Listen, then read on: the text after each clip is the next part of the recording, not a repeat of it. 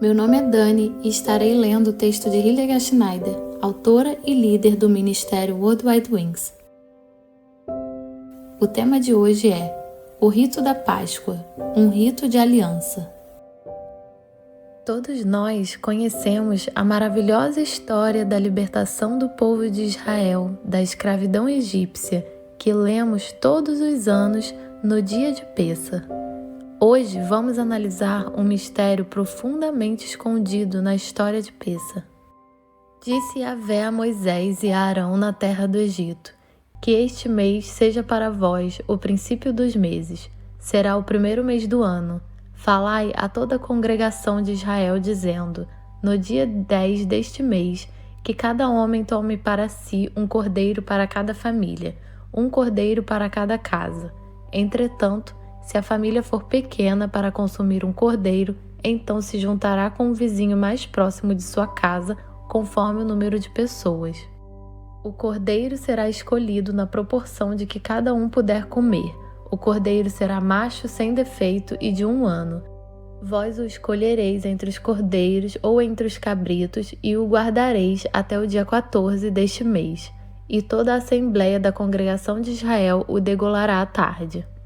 E tomarão um pouco de sangue e passarão sobre os 2 umbrais e sobre as vergas das portas das casas em que o comerem. Êxodo 12, 1, 7.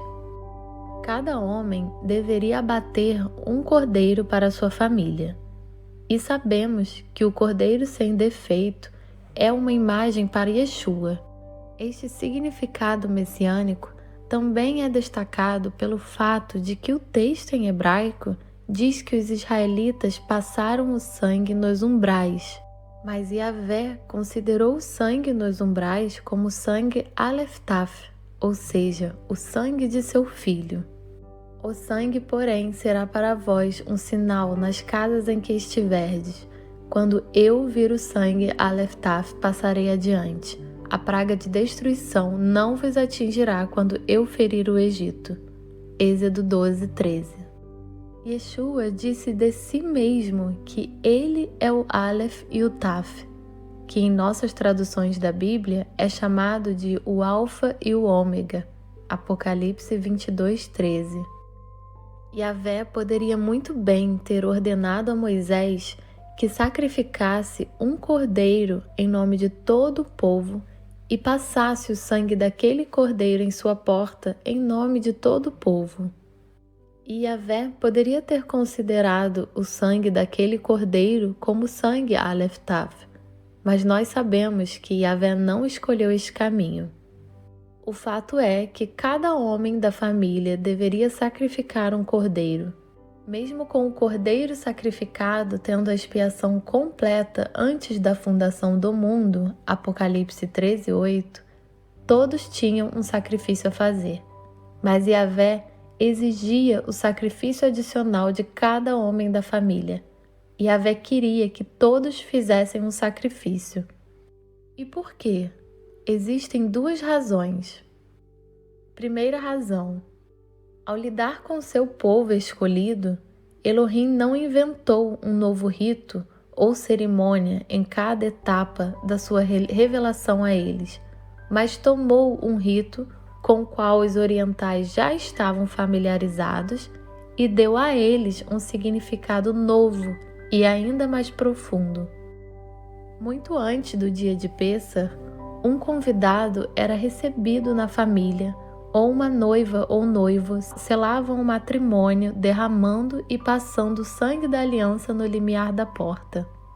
E agora Yahvé anunciou que visitaria o Egito em certa noite, e que aqueles que desejassem recebê-lo deveriam preparar uma aliança do limiar ou uma oferta como prova desta recepção, pois onde uma família não tinha tal recepção pronta para ele considerava a casa como sua inimiga. Quando Elohim anunciou esse desejo aos hebreus de uma oferta de boas-vindas, ele falou a Pêssar de Yahvé, Êxodo 12, 11, como se o rito de Pêssar fosse um rito familiar a ser seguido agora como uma boas-vindas a Yahvé. Um cordeiro era o sacrifício escolhido para a saudação de Yahvé. Cada casa ou família deve levar um cordeiro para esta oferta. Esta saudação com sangue significou a proteção da aliança de Yahvé quando ele veio ao Egito para julgar seus inimigos. Para atingir esse objetivo, Yahvé exigiu que os hebreus realizassem o sacrifício de atravessar o limiar da porta. E naquela mesma noite eu passarei pela terra do Egito e matarei todos os primogênitos, tanto dos homens como dos animais, e executarei juízo sobre todos os deuses do Egito. O sangue, porém, será para vós um sinal nas casas em que estiverdes. Quando eu vir o sangue, passarei adiante. A praga de destruição não vos atingirá quando eu ferir o Egito. Êxodo 12, 12, 13.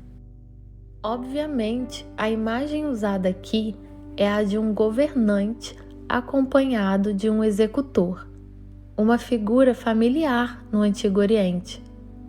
Quando ele chega a uma casa marcada pelos sinais da aliança, o governante atravessa o limiar e entra na casa como hóspede ou como membro da família. Mas onde não foi feita tal preparação para ele, o executor entrará com a sua missão de juízo. O termo Pessa é geralmente entendido no contexto do êxodo do Egito para significar que Yahvé passou sem entrar nas casas cujas portas estavam manchadas de sangue. No entanto, esse significado não se justifica nem pelo próprio termo, nem pelo significado do rito original. Yahvé não apenas poupou o seu povo quando trouxe julgamento sobre os egípcios. Ele fez uma nova aliança com eles, atravessando o limiar manchado de sangue em suas casas, enquanto o mensageiro da morte entrou nas casas dos inimigos de Yahvé e reivindicou o primogênito como propriedade de Yahvé. No rito de Pessa, seguido pelos judeus modernos, em certo momento da celebração, a porta externa é aberta e um copo e uma cadeira são colocados à mesa, na esperança de que Elias, o mensageiro de Elohim, atravesse o limiar e que entre na casa como convidado. Tudo isso aponta para a importância de atravessar em vez de passar. Parece claro que o rito da Pêssar do Egito era um rito de fazer aliança no limiar conforme ordenado por Elohim e entendido pelos israelitas. O sacrifício ocorreu no limiar das casas dos hebreus, no limiar de um novo ano e no limiar de uma nova nacionalidade. Então, Israel começou de novo em todas as coisas.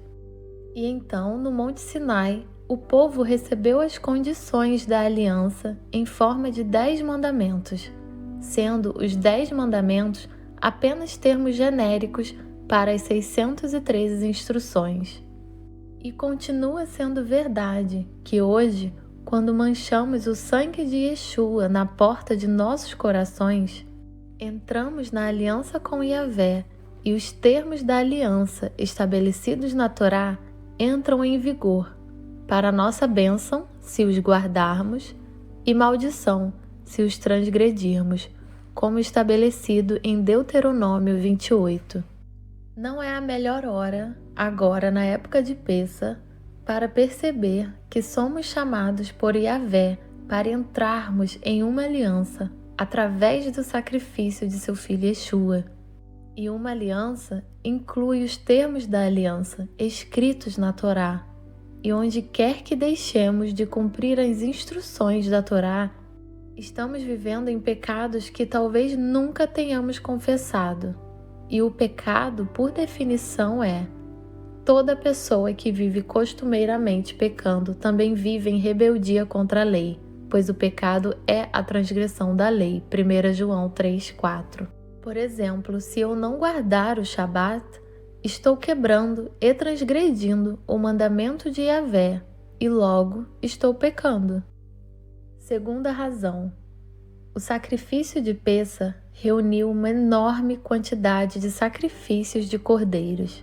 Se assumirmos, por exemplo, que um número superior a 600 mil homens saíram e nem todas as famílias sacrificaram o cordeiro, então talvez 500 mil cordeiros foram sacrificados, ou apenas 400 mil, considerando que muitas vezes vários homens viviam na mesma casa em uma só família. O número de homens pode ser um pouco reduzido. O rabino Gimper disse no jornal Jerusalem Post que a declaração de 603.550 homens na seguinte passagem bíblica de Êxodo 38:26, 6 gramas para cada um dos recenseados, quer dizer, para 603.550 homens de 20 anos de idade para cima. Refere-se aos homens na idade de recrutamento.